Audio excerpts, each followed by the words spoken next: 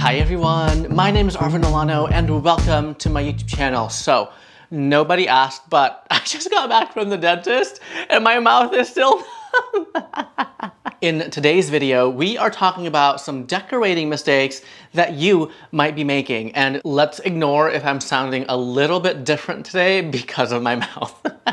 Before we get started, I want you to remember that these are just my opinions. These are what I think are mistakes, okay? And if you are making these mistakes, you don't have to change them. You can do you. I already know that Miss Hootie Hootie Hoo is about to write a nasty comment down below even after I make this disclaimer because, ooh, here on my channel, we like to have fun and we like to laugh about home decor. So don't take anything that I say too seriously. Like, for reals, like, calm down.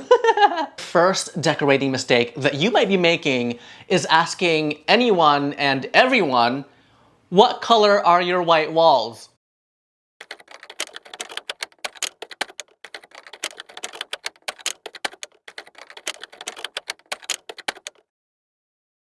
Let me just say that it doesn't matter what my wall color is because it might translate completely different in your space. Now, I'm not saying that you shouldn't ask your favorite creators what their wall color is, but I want you to keep in mind that the color on your walls are going to change drastically depending on your surroundings.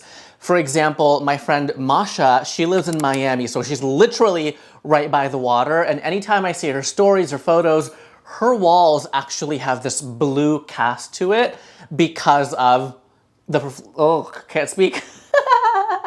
Because of the reflection of the water. And in my home, if you were wondering, my walls here in the office are Simply White by Benjamin Moore. Every white is gonna look different depending on your wall. And my big tip is to make sure you test out all the different colors that you're thinking of. Paint like a really big square in different parts of your room.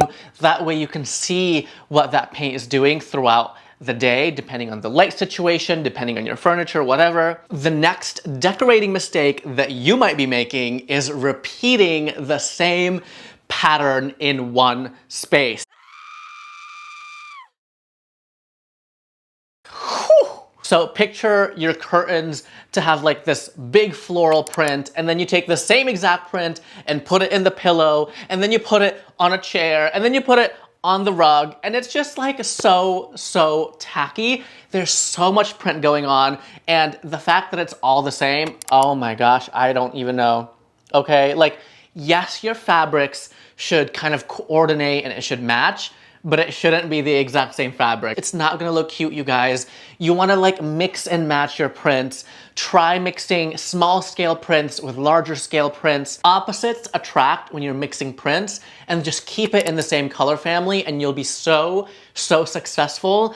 And just keep that in mind next time you introduce some prints into your home. The next decorating mistake that you might be making is over-styling your surfaces.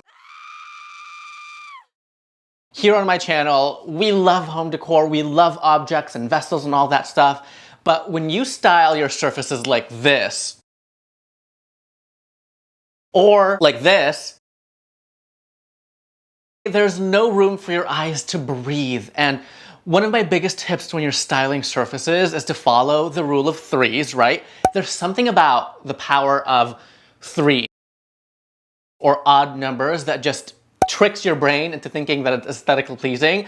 I don't know what it is, but just trust me. And another rule I always live by is just to make sure there's some space in between your individual vignettes. I can't speak. God. Oh, my mouth. Hold on, I need a little smoothie break.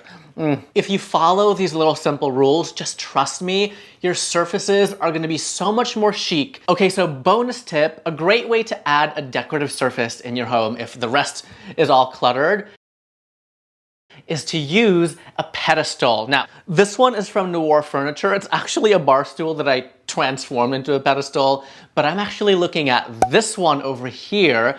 It is so gorgeous. It's an Italian burl wood pedestal. It's so chic, and I feel like it's such a timeless piece. I'm probably gonna order it. I'm gonna link it down below for you. I should probably order that now before you guys sell it out. Yeah, let me do that really quick. Oh my gosh. The next decorating mistake that you might be making is having too many large art pieces on the wall.